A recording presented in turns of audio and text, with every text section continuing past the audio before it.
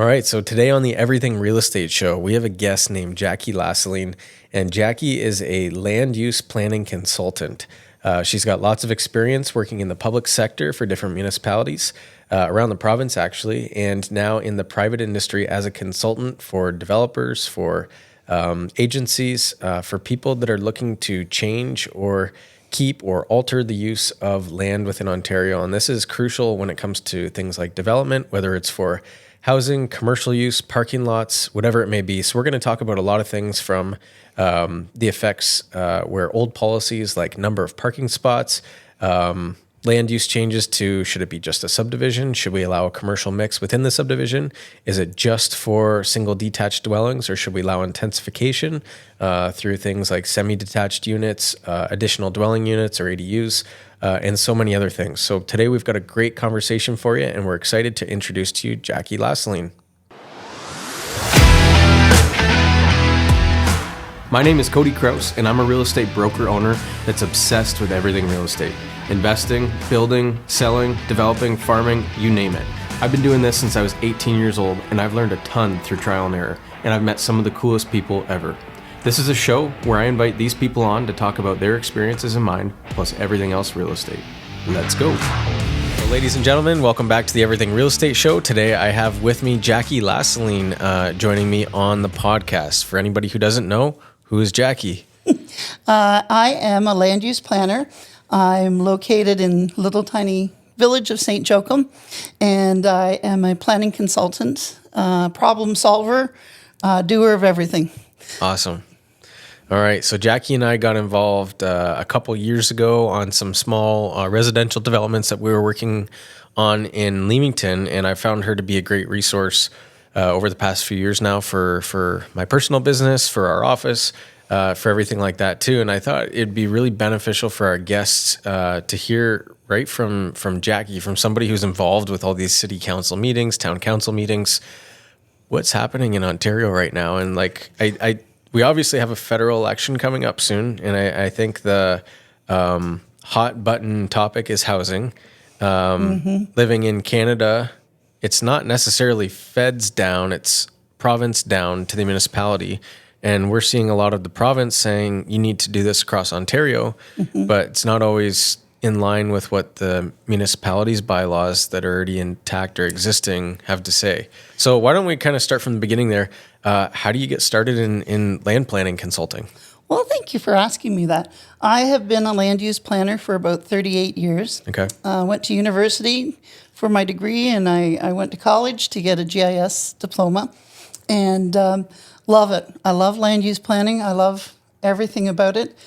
Started as a junior planner, worked my way through, became a manager of development services at a couple of municipalities in the province. So I was able to bring that recreation, residential, land use, agricultural experience to this area. And I came down, and I was working at one of the local municipalities for a few years, and I decided, you know what? I wanted out of politics. Sure. After 30 years, it was time to leave the politics and start my own business. Public sector for 30 years. I was in the public sector for 30 years. Wow. I was manager of development services. Bless your heart. It's very challenging. Yeah. But I saw it from that side of the table. Okay. I know what to deal with. I know what the questions the municipalities are going to ask for. I know what the councils are interested. I know how they work and how they think, because for 30 years I had to work with them. And one of my favorite loves is heritage planning, and the other one is agricultural planning. I do a lot of it. A lot of ministries consult with me because I have such long experience. I deal with Ministry of Ag, MAFRA now, Ministry of the Environment, and I've dealt with M&R, IRCA, and the different agencies that we have to deal with in an agricultural perspective. Interesting. Yep. I think land use planning and all I think of is, developers wanting to get projects through, but there's a conservatory side of it also. And yes. And I always say land use planning is problem solving. Sure. People come, and whether it's how do I build this, where do I build this, how do I get it through the administrative process at the municipalities? Yep.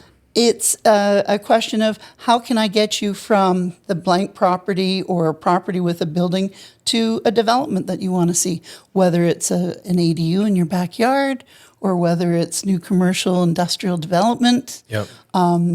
Soil storage, that's become a big issue in this neck of the woods because we don't have pits and quarries like a lot of the other parts of the province does.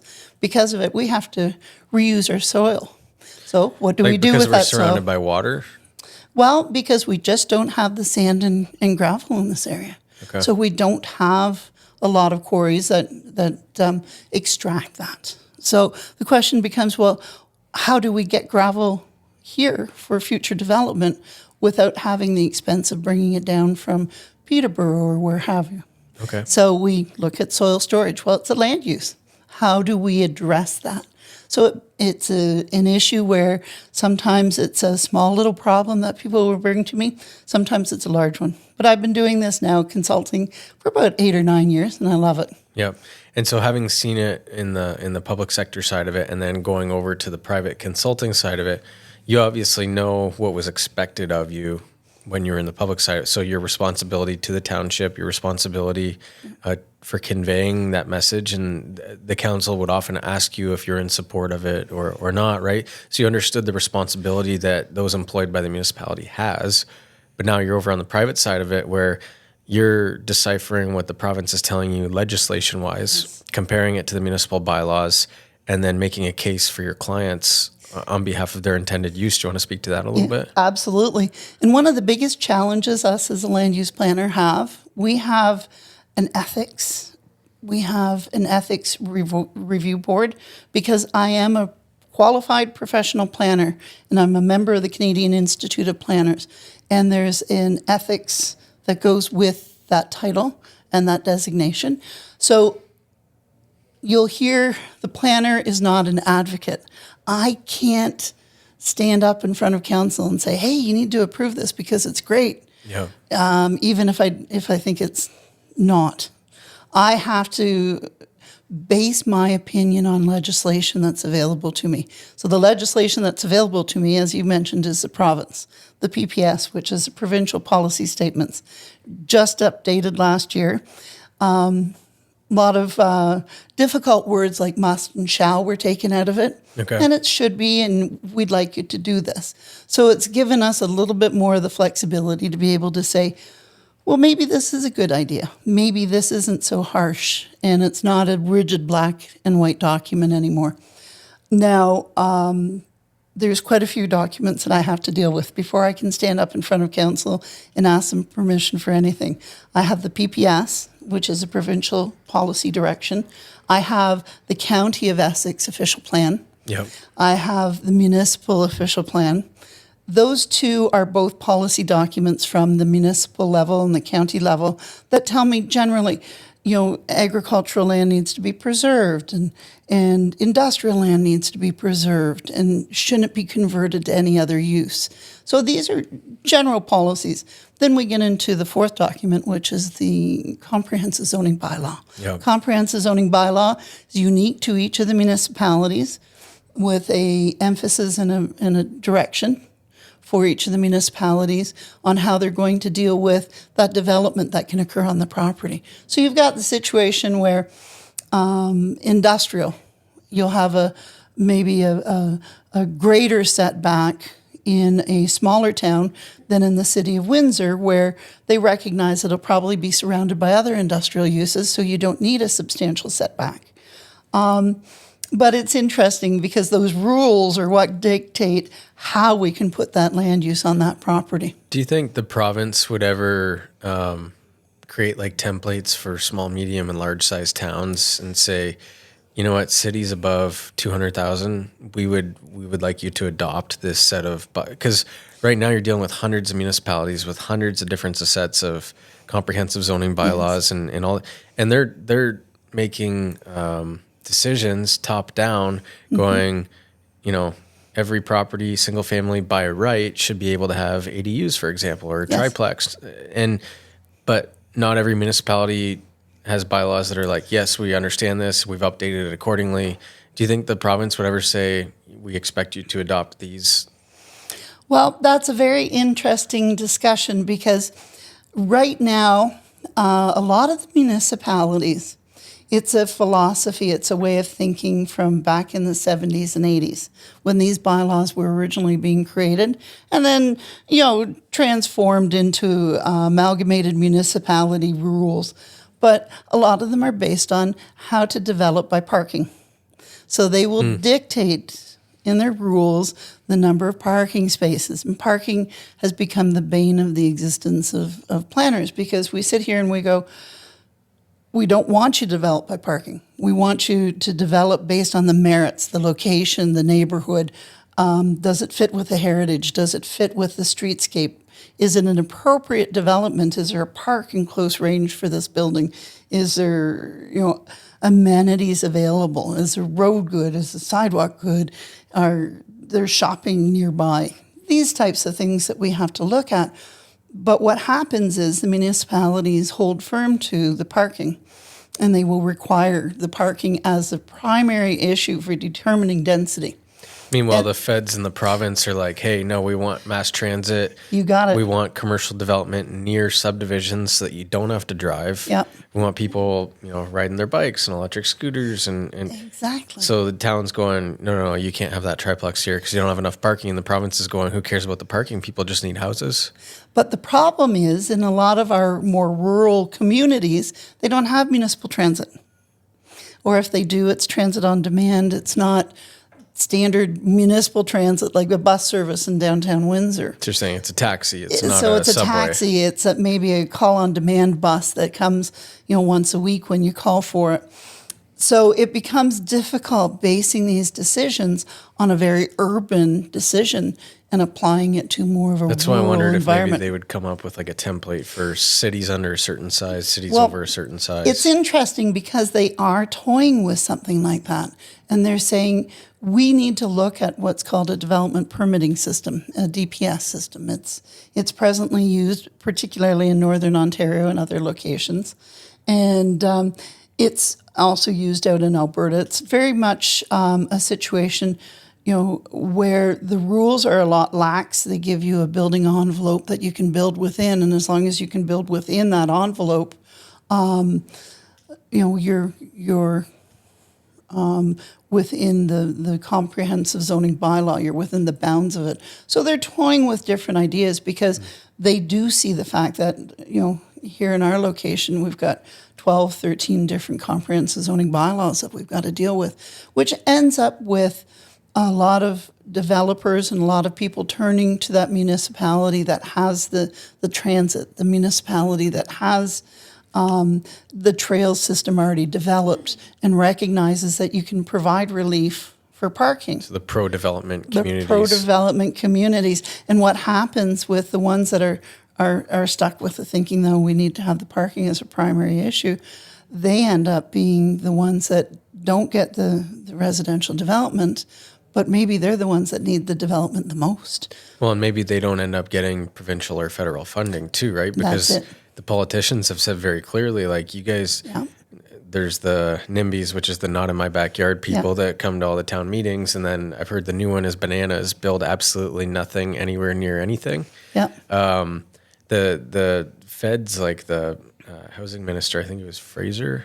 Anyways, one of them was down in Windsor, but I think it was before Fraser. I think it was Hussein something. He was in Windsor a number of years ago at the university. Yes. And I went and listened to his presentation, and he actually said that we're going to reward the municipalities and cities that do not listen to the NIMBYs and do what we're telling you that you should be doing. Mm-hmm. And that's tough. Like, I think if I was a counselor for a city or a town, and I know that I was voted in to represent the best interests of the people that voted me in, the constituents of the riding, but also I have the feds and the province going, okay, careful how much you listen to the general public, because we need you to start encouraging more housing. Like, okay, parking spots, they can't afford a house, let alone a car. Like, there's a lot going on, and I want to touch on one thing you said, which is the ethics. We have to be careful of the ethics. And I can go back to that. The biggest thing, the province, our designation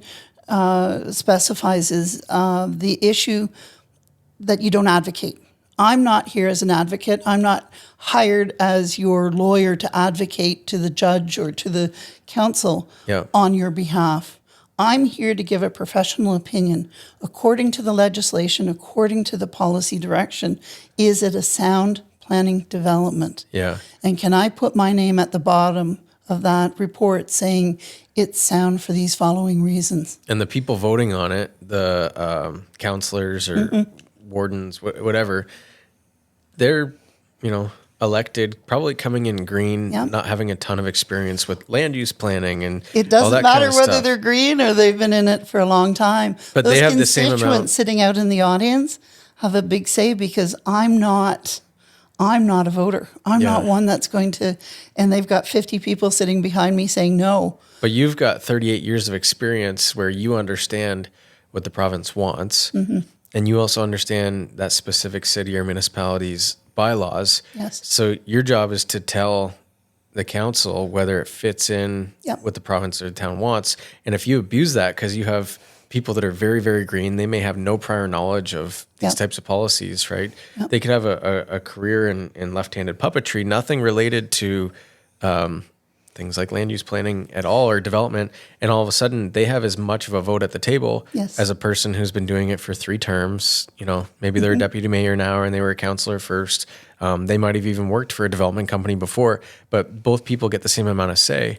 And so if I had to guess, the reason that they're holding you to a certain degree of ethics is because they know with your 38, 39 years of experience, you could probably sway the vote depending on the verbiage that you use or how much you agree with, or I guess how much emphasis you put on how agreeable it is. Because Absolutely. there's a certain amount of... Absolutely. And I put my reputation on the line every time I stand up there because I need to make sure that I've done my research. I need to make sure that I'm comfortable with that decision because when I say this is a good development, I mean it. And there are some that maybe aren't as, willing to say no to that development. But I make a point, even when it comes to things like going to the Ontario Land Tribunal, I want to take a look at the merits of the case. I'm going to review it with the client well before I'm willing to even say yes or no of whether I'm going to represent them. And frequently I'm telling people, no, I'm not willing to represent them because maybe they haven't taken into consideration the nature of the neighborhood. Maybe they haven't taken into consideration the heritage of the neighborhood. Maybe they haven't recognized that there's no buses within, a 5-minute walk to it. I can't support something that in my ethics I can't support. And so to expand on the OLT or the Ontario Land Tribunal, yes. So if I propose an application to say the city of Windsor and I wanted to do a certain development and you believe that it's within the scope of what the province would like, and let's say that the city councilors don't agree and they vote against it, maybe it's a split vote and it's very close, we're splitting hairs, and they say no, that's not necessarily the end of it. If you really believed in it, you could say, well, Cody, I think we could appeal this to the OLT, the Ontario Land Tribunal, and they could potentially overturn the city's direction. It's a situation where, as I said, I have to firmly believe that that application is correct and right based on the legislation that I have in that municipality. Once I do that, if the municipality, if council deems it not to be acceptable, I can say, yes, I truly believe we can appeal it to the Ontario Land Tribunal, take it forward, we'll argue it, and we'll have a really good chance of winning it. I've recently taken a couple to different councils, and it has been a hair splitter, nail biter. And at the end of it, I've said very clearly to council, we will be appealing this. And that has swayed a couple of the council members because they recognize there's a huge money from their perspective. Because if they go against my opinion, and I don't typically take an application forward unless the staff are in support as well. If there's a problem or a conflict, I'll talk to them.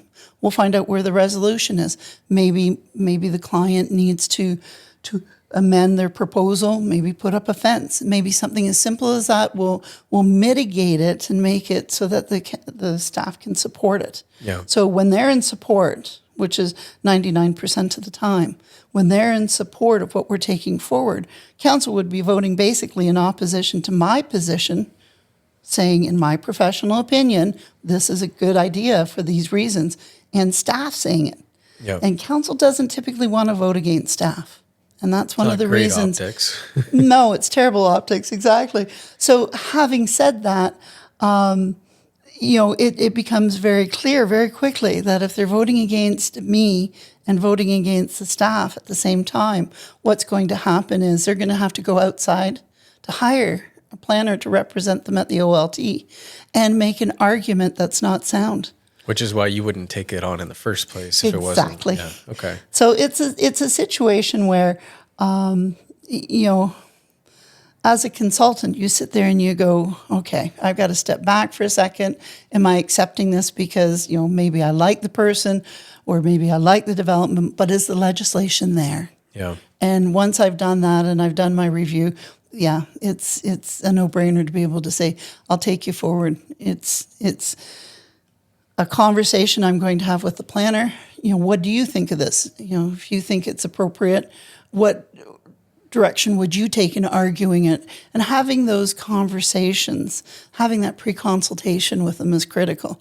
Because if you can both be on the same page, coming from the same direction, then the two of you going to council and saying that this is a good idea for these reasons, council understands that there's merits to it. Yeah. And council does sometimes when we're sitting at the table and, the planners have given their justification why they think it's good development, and I've given my justification. Council asks questions. Councils don't normally accept it at face value. They want to know why it's acceptable. They have to be objective for the people that voted for them. And they have to be responsible to their residents. Yep. Now, when it's a situation where the residents are totally opposed to it, it really puts council in a hard position. But even, you weigh the pros and the cons. And with the new legislation that's come out and the ability for the councils to say yes, it's still a challenge for them sometimes. And they'll say no. And then they're looking at a huge bill at the OLT because they've got to hire lawyers and planners that aren't up to speed or maybe in practice, and it's months and years, and it's a lot of money. Yeah. So switch gears a little bit. If I'm a planner, something that's probably an easier argument for me right now, which maybe didn't used to be the case in most municipalities, would be infill versus new development, because it's very expensive for municipalities to be involved in new development versus utilizing infrastructure that's already existing. So to me, the overarching trend word around the whole thing is intensification. Yes. Would you say that's a good chunk of what you're being called to do right now? I love intensification. And there's three ways to intensify. You've got, as an infill development, you've got the ability to put in new. But when you're putting in new, you can take a look at the neighborhood and ensure that what you're proposing is compatible. And that's the issue. That's really where it comes down to. Is this compatible? You're not putting an industrial use in the middle of a residential neighborhood. Sure. But, the 2.5, 3-story building with a nice density, like 21, 27 spaces within that building, 12 spaces, 14 spaces. It's a wonderful, gentle intensification where there's enough parking. Maybe there's a bus nearby or a trail nearby. There's somewhere for people to get exercise, to have that healthy community. But a variety within the neighborhood, that's what's crucial. It's important to have that variety. It's important to have, because not everybody wants a single detached residence. Well, I was going to say that might be your... Or could afford a single detached residence. And that might be your most opposition, right? Is you're looking at a neighborhood that's mostly single family and a few duplexes, and then you have a developer who says, well, hang on, I have a big lot here. Yeah. And I hear the government telling me that there's not enough housing. I think I have the ability, maybe with a minor variance in my zoning to actually allow for a 4-unit or a 5-unit instead Yep. of just a duplex. Like, Yep. but that's got to be the most contested because you have people that are going, no, this is a single family neighborhood. Now you're putting rentals in here. Yes, and it is a challenge. So that is absolutely a challenge when the neighbors see that you're putting in, a semi-detached or a townhouse, and then each of the units are able to have an ADU in them. Yeah. So Sorry, for ADU, for anybody that doesn't know ADU, I think most people listening to the show would, but additional dwelling unit. exactly. Which is something being pushed across Ontario right now, both attached to the main residence or detached, right? Well, I had an example, City of Windsor, and the property was surrounded by single detached, except for one side, that's farm field. We weren't going towards the farm field. We were putting up landscaping, we're putting up fencing and whatnot. But we did one building at 3 stories, okay? 21 units. And as I said to council, this ticks all the boxes. This is a perfect development. But the neighbors were coming out saying, well, it's too dense. It's too much for one. It was a double wide lot. Too much for this particular property. And council turned to administration and said, well, calculate how many units could go on that property. Well, with townhouses and ADUs allowed in each of the townhouses, it would be 18. So 21 was an increase of 3 units on basically a huge double wide property. Wow. And is that gentle? Yes, that's a gentle intensification. So it might actually allow for more green space because you could spread that out over multiple stories rather than a bunch of you could put it in the buildings, and yes, exactly. You're compacting that space. So it's interesting. There's a word in the City of Windsor's official plan that I love, and it's called, is the building compatible? Is it compatible? Compatibility with the neighborhood. And the neighbors say, well, compatibility is exactly what's here, single detached. Not the case. And in my presentation, I was like, not everybody can afford a single detached. Not everybody wants a single detached. Some people want to age in place. They want to stay in the neighborhood that they've grown up in. They don't want to leave, but they don't want to cut the grass anymore. So being in a condo or an apartment building is absolutely perfect for them. It allows them that flexibility of staying in the neighborhood and aging in the place that they know. Or maybe they want to move their grandson in to help them. Yeah, or a family But he that needs already some lives living there and area. has a 20-year-old that wants to look for something. They can't afford a single detached residence, but they could afford an apartment. So in Canada, like the typical North American process has been, we get married in our late teens, early 20s, start having kids, move out on our own, away from our parents. Our immigration has been huge the last 5 years. And a lot of different cultures are coming to Canada. Many of them have been here for decades, but more prevalent because of the rate of immigration. And you see a lot of cultures where it's more typical to have 3 or 4 generations living in one house. How is that affecting intensification? Like, I would say there's an argument for, I want my mom and dad to move in, and then my kids are going to grow up here, and they're not going to move out right away either. But then we can take that argument for having 3 or 4 generations living in a home, and, well, no, everyone moved out, we resold it, and all of a sudden an investor wants to buy it and rent it out to 3 different families. Like, okay. Under the Planning Act in the 1970s, there was, or it could have been the early 80s, there was a Supreme Court of Canada, I believe it was, case. And it's been in force and effect since then.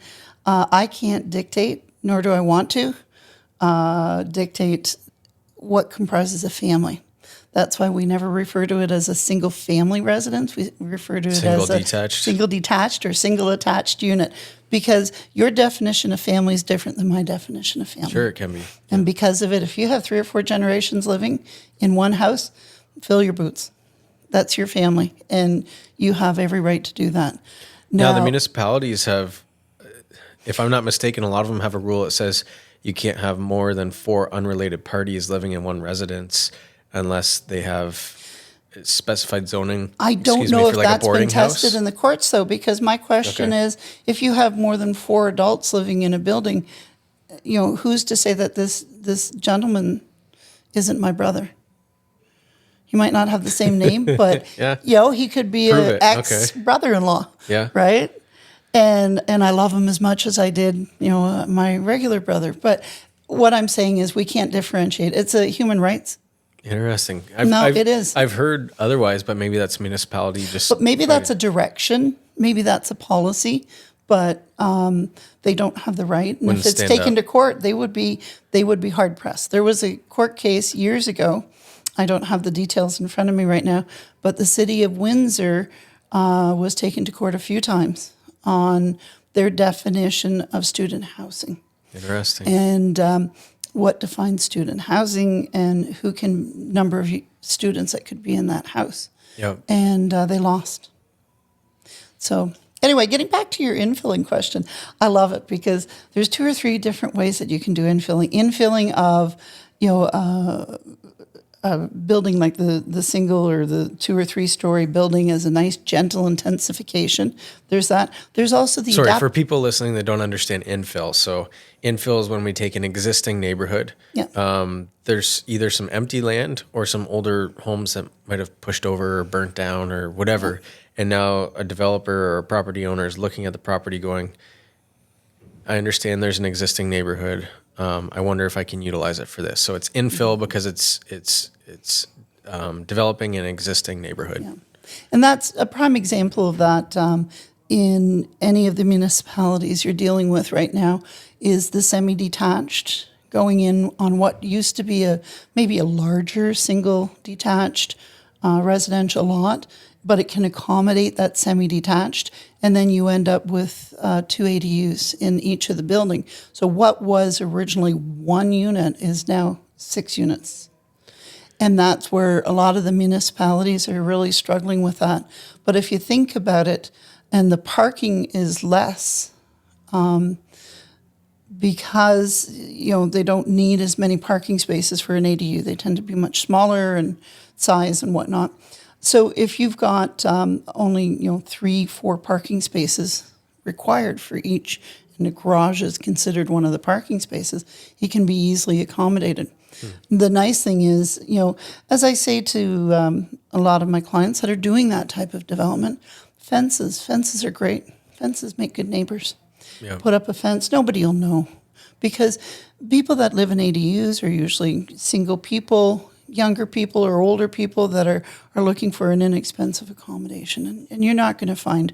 And typically they're not the owner, so they may not end up staying there for a long period of time either. And they're not, it's small enough of a unit that they're, don't have the accommodation to have wild parties, and it's not that type of a situation. It's somebody that's working or somebody that's trying to go to school. So, and they're also still within the home because of it. You do have some social rules that would apply, right? Sure. So it would keep it down, but that's a gentle intensification. Now, one other way of doing it is taking that building that's existing. It's called an adaptive reuse. Okay. Taking a building that maybe has 1 or 2 units in it. Maybe it was commercial. Converting it to residential, putting maybe 6 units in it, 3 at the front, 3 at the back, making it look nice, maybe utilizing colors from the neighborhood, dressing it up and cleaning it up. Maybe taking that building that's been sitting vacant for 10 years, cleaning it up, making it look nicer. You've now provided 6 apartment units. Yeah.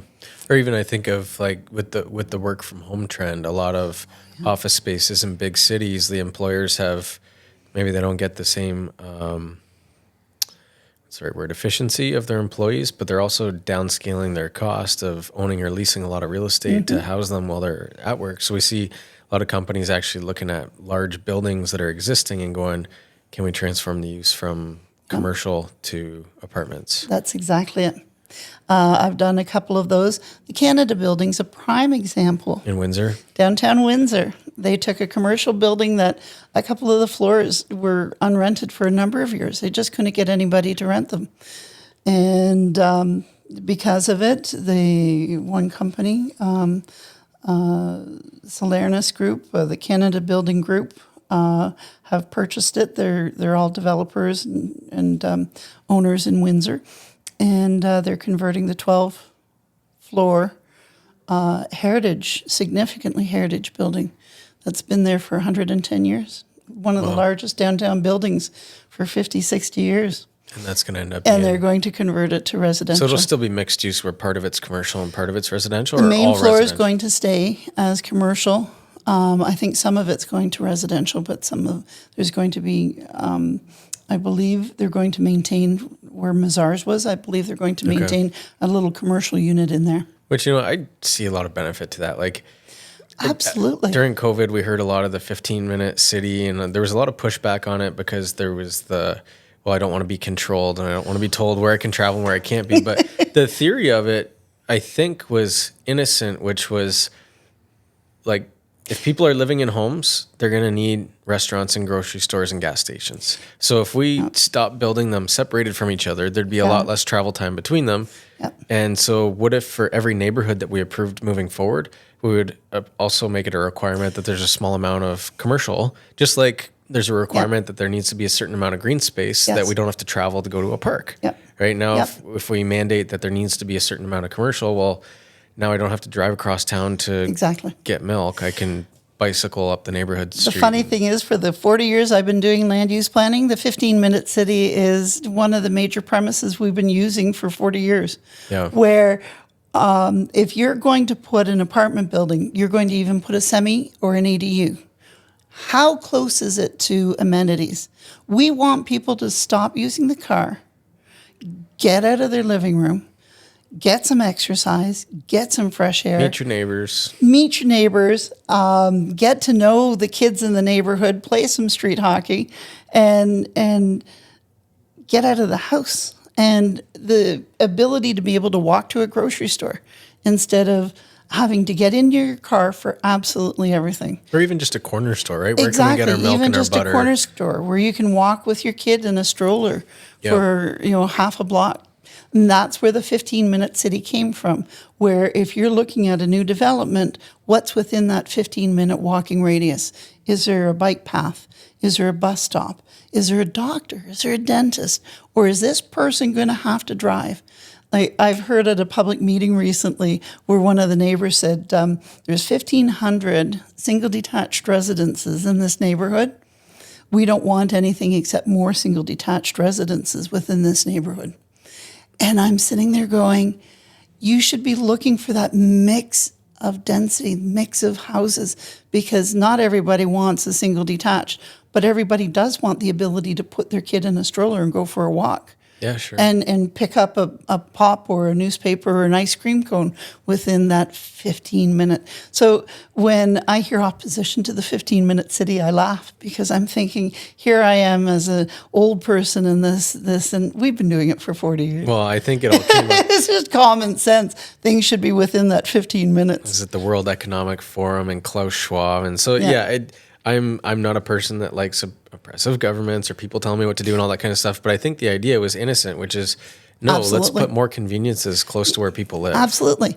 Doesn't it make more sense that if your doctor or your dentist was 15 minutes away, you might go a little more often than trying to struggle with parking in the medical center? And yeah, right? Or if I walked to the grocery store, I might not need the doctor as much. Exactly. Yeah. Yeah. Exactly. Well, And actually, you know what? that's what the 15-minute city is all about. That's probably a good segue. So I think of the neighborhood I used to live in Kingsville. It was developed outside of the main core of the town, and separated from the core of the town and the neighborhood that I lived in was agricultural space. Yes. And I'm sitting there going, why would we have planned 1,500 homes or 900 homes, whatever it is? There's a couple developments around it that are getting ready and set to go. But there's no commercial at all. And so in Kingsville specifically, every time a development or a land use change proposal comes up, it's all about there's too much traffic in town. And I'm sitting there going, well, there's so much agricultural space between us and the core of town. If we had a gas station, a grocery store, somewhere, a pharmacy, whatever, then I could ride my bike, or I could still get in my car, but just not have to drive 15 minutes. I could drive 2 and I wouldn't have to go through town. And I'm sitting there going, how come we can't develop the farmland that's between the subdivision and the town? And when you talk to the politicians about it, they say, well, that's designated agricultural land. It's not within our urban settlement area. Right. What on earth does that mean? Well, about 20 years ago, Ministry of Municipal Affairs and Housing heard from all of its all of its group of agencies and ministries. And the one thing that they heard is agricultural land is finite. Yeah. It is not going to reproduce itself, and it's not going. We can't find agricultural land if we wanted to. And what most of we've got is Canada's- what we've got. And southwestern Ontario, particularly, you don't realize that in the Canada Land Inventory, the CLI, which goes around all of Canada. It's a geological survey, and it tells you exactly where all the prime agricultural land is. Because once you're north of Toronto, Oshawa, that area, it's Canada's shield. You can't grow anything up there. You might be able to put a few cows, a few sheep here and there, but they're going to be importing the feed for those animals from this area. Say we have a lot of land in Canada, but most of it's rock and water, right? Like I was talking to someone from Alberta, and they were talking about the price of a bale of hay Yes. in Alberta, and I'm like, it's like 3 or 4 times what I know it costs in Ontario. And they were like, yeah, but we can't grow it in Alberta. So we have the cows, but we can't grow the feed. And I'm like, wow, so the land's cheap out there so we can have the cows, but then the feed's expensive. And here, That's exactly the land issue. is expensive, but the feed is cheap. And what's happened is we've got cattle up in northern Ontario, but they've got to import from down here. And everything has to go on a truck. Everything has to go on a train to be delivered up there. Yeah. And it's expensive. And it becomes a situation. That's why beef is more expensive and pork is here than Alberta because of the shipping and the requirements. But what happens is this prime agricultural land, we're class 1 through 3 down in southwestern Ontario, basically London further down. That land, because it's finite, once you build on it, it's no longer useful for growing of crops. And we need to feed. We need to feed Ontario, we need to feed the United States, and we need to feed the world. Yeah. And that's why we're the breadbasket of the world. So it's almost like a bank. Like if we're going to develop this land, we need to make sure that we still have enough to offset somewhere else. To feed the people that are going to live in the cities. So how do they determine what's part of the urban settlement area then versus what's designated to stay agricultural? Well, that's where they've looked at the classification of the land, and they've said this is prime agricultural land. You know, this is a hard line. Don't go past it. And if you go into the agricultural area, you know, take a look at, where residences are going on the farm, but don't look at consents. It's not going to happen. We need to preserve that farmland for farming. What can happen is a surplus dwelling is pretty much the only consent that can happen. And it's just the removal out of the agricultural world, that residence that was built 100 years ago from the farm. But adding more residences just doesn't make sense. Now, if I'm the municipality and I said, well, I think it makes more sense based on where our infrastructure is to develop this part of the town, even though we had registered this part as can we swap it and say, well, we're going to make this area the designated settlement area and restore this one to ag based on, like we have sewer capacity over here. We don't have sewers yet built here. Right. And that is up to the municipality. And they're required to do an extensive study and justification, because it's not just the municipality that determines and oversees too, right? and takes care of the agricultural land. It's the ministries. So OMAFRA, and you have to actually, as a municipality, write a report every year about how many acres of agricultural land were either reclaimed or were lost. So if you're doing a swap out of urban settlement area land and reclaiming it for agriculture, you better make sure that you've got a lot more of that reclamation than you do of the land that's going to be lost for the agricultural. And if there's that justification for it, there's infrastructure here, and it makes more sense to bring it over here, by all means, if it's good, sound planning. It's a council decision. It will go to council. Council would decide in this area. And then you even have to let the county know too, right? Because and the county will be involved with that. It'd be an official plan amendment. Yeah. And official plan amendments are approved at the county level. They're not approved at the municipality. But the council will have an opinion, and the county will look to the municipality for that opinion. And the county is made up of mayors of municipalities. Yes. Right. Yeah. Okay. So it's a gatekeeper. They're the ones that are saying, hang on a second, take a sober second thought. Yep. Is this really appropriate? Yeah, and then you have council of other Yeah. municipal leaders to sound that off of. But wise use of infrastructure is critical to a municipality as well. As you're seeing around the county right now, there's a question all the municipalities have. At what capacity are we at? Do we have the capacity to support the gentle intensification? Like in Lakeshore, I know they were, certain areas of Lakeshore, they were at almost full capacity basically for their sewers, right? So they had to spend a lot of money in updating that sewer Yeah. so that they can not only fulfill their requirement and their commitment to the capacity of what they've got. In other words, there were houses that took them over capacity. Yeah. So they had to satisfy those houses that they had already committed to. But new development, they couldn't have any development whatsoever. And then I think of old neighborhoods like some that we have in Leamington here, where the neighborhoods are so old, it was pre-municipal sewer days, so they had combined sewers where you actually have gray water and stormwater running into your sewage treatment plant. So you have homes that are in town technically kind of on sanitary sewers, but they still have a septic tank too, right? Yeah. So it's the eventual conversion of that over to the municipal services. But that's where the burden comes on the municipality. Yeah. Now, the interesting thing is City of Toronto and some of the larger municipalities are recognizing through this exercise of changes to their policies, through this exercise that the province is taking them through, they're saying, why are you developing for parking when you can eliminate that parking, and instead of having taxes for a parking lot, you're going to get taxes for a 50-story condo building.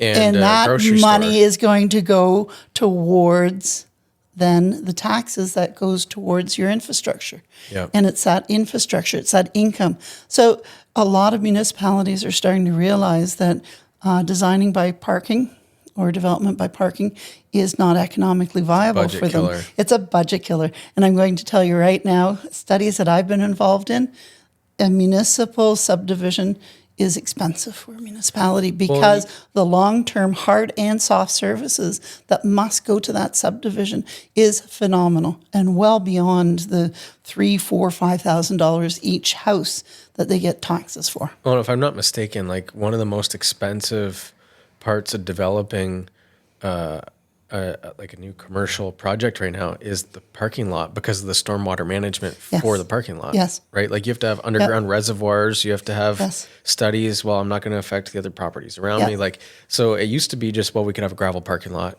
or we could pave it and slope it away from the, no, now like it's incredible. The stormwater management around the development of a parking lot. And it's like, well, heck, if we didn't have to park our cars here and we just built a grocery store that people walk to because everybody lived close by. Within the neighborhood, exactly. Then we wouldn't have to spend $2 million on a parking lot. Yep. And those little grocery stores that we used to have, the little fruit and vegetables. Corner stores, they have gone the way of the large grocery store that everybody has to drive to. Yeah. And I think we're going to start seeing the smaller ones come back because you're right. It makes so much more efficient use of infrastructure and, it allows people to walk. Well, maybe I can save $4 on toilet paper by buying a pallet from Costco. But how much gas do I use to drive to Costco versus if I can walk down the street? See, that's exactly it. Yeah. I personally, I don't even go to Costco anymore because of that. Because I found there was so much more waste associated with going to Costco. But I've got a small household of 2. So going to Costco was just ridiculous. We have 4 kids. We have to buy in bulk. You buy in bulk. Okay. Well, that's... But it's interesting. They all affect each other. Certainly. And the ability to have a park to go to play in, whether you're playing pickleball or you're golfing or you're just sitting in the park feeding the birds or playing with your kids. Having that park within that 5-10 minute walk is critical. Having that grocery store within that 5-10 minute walk is critical. And it's all critical. I don't know if you heard yesterday they announced, the UN announced that the mean temperature has increased the 1.5 target that they were worried about that they were anticipating would be about 25, 50 years from now. But we have now heated up 1.5 degrees. I didn't And hear they that. said that Interesting. was the critical point, that we're in a huge climate crisis. So we Interesting. have to get out of the car. We have to. Well, and I mean, covering everything in asphalt doesn't help No. retaining heat either. No, it doesn't. Okay. Well, you know what? I think that's a good place to start wrapping it up. So your technical term is land use planning consultant. Yes. Okay. And why would someone hire you, or who would hire you, just for the audience's context? Well, I get hired to take applications through the process. I get hired to give a professional planning opinion to council. I get hired to problem solve. Sometimes it isn't even an issue that needs to go to council. They're having a problem with an agency, or they're having a problem and they need some help getting through that problem. I'm the one. I've got a wonderful team of people that I can rely on in an instant to help me with a lot of these problems. And and probably because of my passion and my love for planning. That's why they would hire me. Oh, that's great. So everybody, that's Jackie Lassaline, and I can tell you that I've used her for our projects, and she's been great to work with, and she's got a lot of respect in this area. And maybe not everybody's super thrilled with the whole conversation around land use planning, but the reality is if you're in real estate, whether it's sales, investing, developing, retaining, heck, you might be part of an agency like you talked about, or a conservation authority or whatever, it affects probably a lot more things than you would think of surface level. And anyways, if someone wants to contact you, they can visit your website. Actually, it's probably better to take a look at me in LinkedIn and find my my contact information there. Awesome. Well, thank you so much. Thank you. Appreciate it, Jackie. Thank you. Thanks for listening to the show, folks. Please keep in mind that this show is not offering legal, financial, or accounting advice, but rather opinions and experiences in the world of real estate from the host and the guests. If you're enjoying the show, please rate, review, and share with your friends and colleagues. And if you think that there's someone that needs to be on this show, please feel free to connect them with me. Or if there's a topic that should be discussed, feel free to let me know. Thank you so much, and bye for now.